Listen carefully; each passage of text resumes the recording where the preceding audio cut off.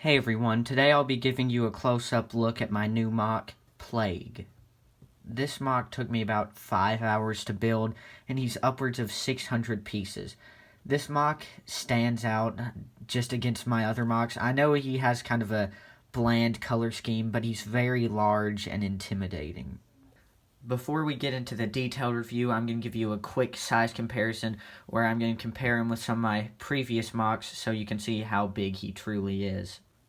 This MOC, unfortunately, breaks my reviewing area, so you can see some of the wall on either side, but that's just because he's so big that the only way to get all of his body on camera is by pulling the camera out this far, which it's unfortunate that you can see the wall, but that's just what I'll have to do in order for you to see the entire MOC.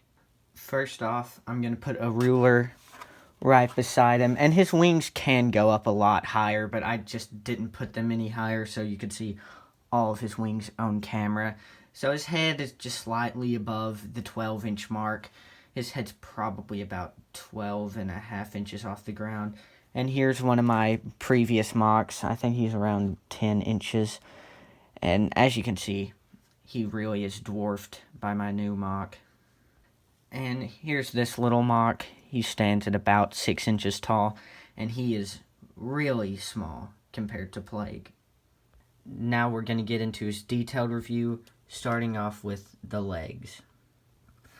His legs were the very last thing that I put together on this MOC, and I really had trouble building them. Eventually I had to add a piston right here just so he was stable enough to actually stand, but even still with that piston he's a little bit difficult to stand up at times, and unfortunately this piece right here is very loose on both legs. I didn't really check it. I just thought the piston would be enough to hold him up, but those pieces are very, very loose, so unfortunately he's kind of got some knee problems, and it's a little bit hard to position him since his knees are so loose. I did use some friction adding pieces up here, right there, to connect his upper leg to his body, and those work pretty good. I know they're kind of an artificial way to keep his legs sturdy, but I still like using those just because they work very well. They add a lot of friction to his upper leg connection. The legs weren't really hard to detail at all. The details kind of just worked themselves in, but it was very hard to build the frame. I haven't built this big of legs in a long time, and so it was a little bit tricky making these legs. I think the detailing looks pretty good. I used 8 of these Bionicle armor plates between both of the legs, and it's kind of odd looking seeing so many of those pieces used on his legs, but I think it turned out looking pretty good. I don't think it looks weird that he uses 4 on each leg. I probably should have used a different foot design. I probably should have built actual feet, custom feet, but instead I decided to take the lazy route and just use Bionicle feet. They do have this little extension right here on the back just to connect the piston, and so it kind of makes them look weird how they have some Technic pieces sticking out. So I would say I should have just built Technic feet rather than using a pre-existing foot piece, and that might also help him be a little more sturdy when he's standing up. But overall, I don't really think the legs look too bad. It is kind of weird that he has kind of abnormally small feet, but I think he still looks good despite that. Next up, we have the arms. The arms only took me about 20 minutes to make, mainly because I just went with a skinny arm design. They were very simple to make just because there's an axle running right here just to that connector piece, and then there's another axle running up to this connector piece. So all I had to do was put some gears and some tire pieces on those axles to make them look a little thicker, and then I was basically just done with the arm design. It was a very simple process. The only hard part about it was trying to find all these tire pieces to put along his arms. But I think he turned out pretty good with these skinny arms. I think it looks a lot better than, I don't know, a thick arm. I could have made a very bulky arm design, kind of like this MOC has, but I decided to go with the skinny design because I think it fits this MOC a little bit better. The next thing I want to point out is his rib cage.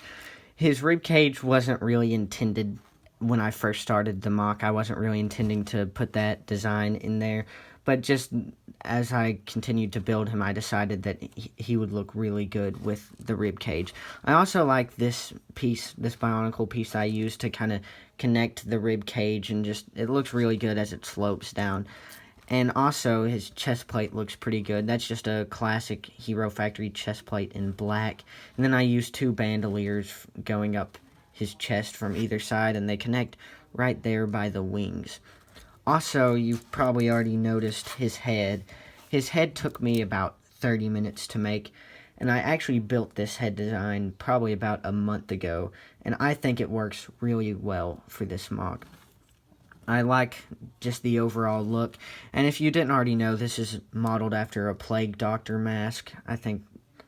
I don't know exactly which design I went for, but just using all of the different Plague Doctor masks I've seen before, I just kind of combined them into one, and then just sculpted it as best I could out of Lego pieces. And I think it works out pretty good for this MOC. I like how the eyes are angled, and my favorite part about this head has to be the use of this minifigure scuba tank right there to divide the eyes. That looks really cool to me. The only thing I don't like is how you can make him look really dumb by putting down his nose even farther. I probably need to put some stopper right here so you can't do that.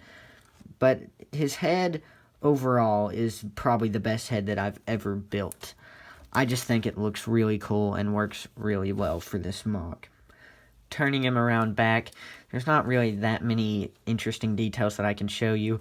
I mean, I used this Kylo Ren cape piece back here to cover up some techniques that I didn't want to be exposed, and I think that actually works out for the aesthetic of this MOC. I think it really complements the design. But besides that, there's not really any interesting details on the back. I like the wires that come down, though. I think that looks really cool. And last but not least, we have the wings. It was honestly kind of a happy accident that the wings turned out how I wanted them to. This is the first time that I've built technical wings like this before, and I just think they look really cool. My whole creative process was kind of just, I'd put the wings in a weird position, and then I connected a bunch of lift arms to them to the point where they wouldn't really wiggle, and that's really the creative process. I just experimented until they finally looked good. And I covered the lift arms with some Lego pieces just to make them kind of not look so bad, and that worked out pretty well. There's not really that many gaps in this part of the wing. There's obviously that big one, but besides that, the holes are pretty well covered. Well, that's all I have for this review. Thanks for watching. Please like and subscribe, and check out some of my other videos.